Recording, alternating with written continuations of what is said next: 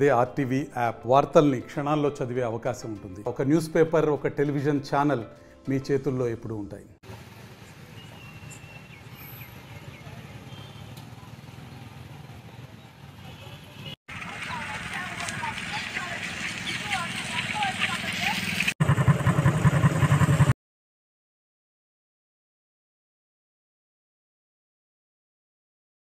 వాళ్ళ మండలం నాణ్యపాటి గ్రామానికి చెందిన విఆర్ఓ సత్తెనపల్లి మల్లికార్జునరావు 28 సంవత్సరాలు అతను ఒక 5 సంవత్సరాల నుంచి అతను నాణ్యపాడులో విఆర్ఓగా పనిచేస్తున్నాడు. అతను స్వగ్రామం కూడా పల్లెవరంలో పోవడం చెప్పేసి నాణ్యపాడు పక్కనే ఉంటుంది.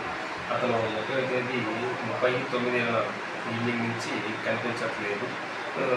దీనికి సంబంధించిన నా సాయంత్రం అంటే 1:10:24 వాళ్ళ అమ్మగారు నాగేంద్రం వచ్చి మనకి మా కొడుకు కనిపించట్లేదు అని చెప్పేసి అతను వచ్చేసి ఒక లెటర్ కూడా రాశాడు. నాకు ఆర్థిక సమస్యలు ఎక్కువగా ఉన్నాయి, ఇల్లు కట్టేటప్పుడు కానీ లేకుంటే చిన్న చిన్న బిజినెస్ పెట్టడం వల్ల కానీ ఏమైనా సరే ఆర్థిక సమస్యలు ఎక్కువగా ఉన్నాయి. రీసెంట్గా అతను 1 మంత్ బ్యాక్ మ్యారేజ్ కూడా అయింది.